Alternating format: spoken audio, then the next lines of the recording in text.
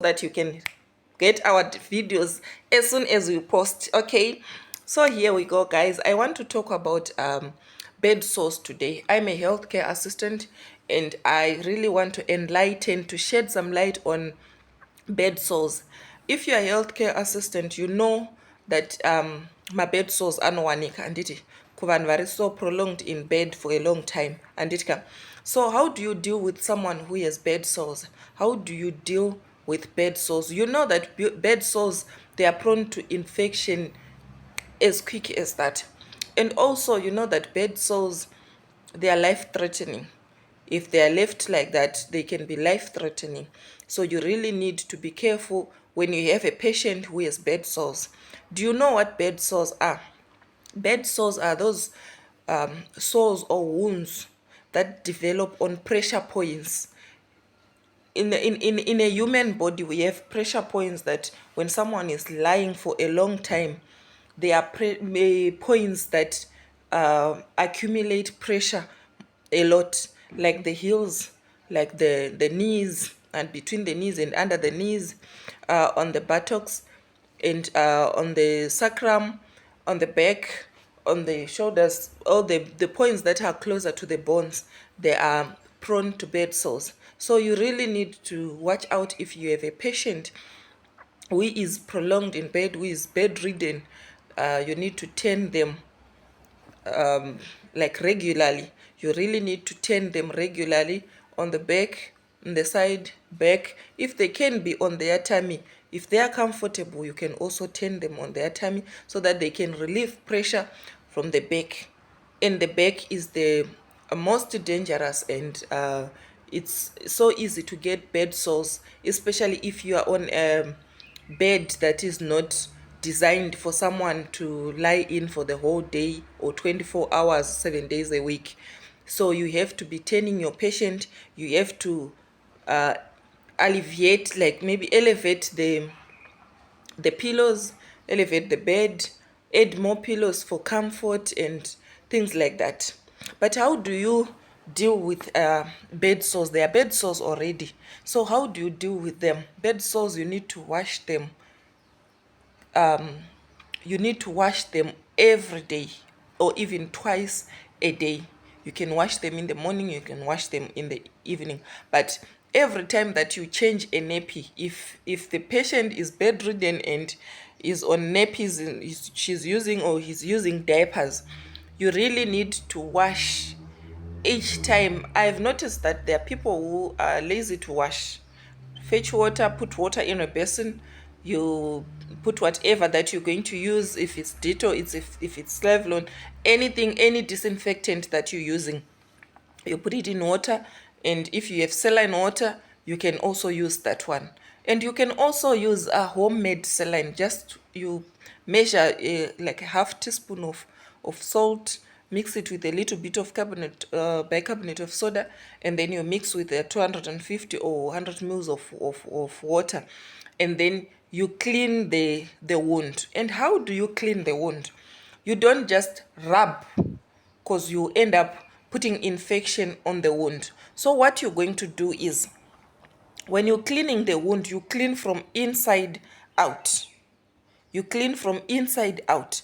You take little cotton balls, or you use gauze, or use whatever that you're going to use, clean ones that you're going to use, and you dip in the saline water, and then you clean from inside the wound going outside. Then when you do it once with one ball of cotton, and then you throw it away. You take another one, you dip it in water, and you also put it in, you clean from inside the wound to outside. Don't clean like rubbing all over with one gauze, or with one gauze, or one cotton ball. So the cotton that you use first time, you take it in and out and you drop it, and then you take another one in and out and you drop it. I will demonstrate what you can do, how you can do it, and on something, and then I'll attach the video here. But you have to be very careful with bed sores. When you have a patient who is bedridden, you have to try by all means to see that they don't develop bed sores. But because the patient is sick and maybe it's diabetic, maybe it's been in bed for a long time, and also because of the sicknesses, then they are prone to bed sores. But what you have to do is to watch those bed sores not to be infected, because they are life threatening and they are very sore. So what you have to do is make sure that you clean the wounds. If there are sores already, you have to clean them, and you have to rub whatever barrier cream that you're using. You have to rub it. You have to do pressure care each and every time that you turn the patient, each and every time that you change the diaper, you change the nappy. If it's like maybe the patient is not peeing for a long time, maybe 4 hours, or some they go for 5 hours without wetting the diaper, but you still have to wash after 2 3 hours. Check it. If it's okay, you can just wash it, wipe it, and rub cream again, and then close. If you have patches, there are some patches that you can use. You just stick and then you close the sore. You also have to change that one either 24 hours or 72 hours. You don't have to leave it for long, otherwise it will end up getting infected.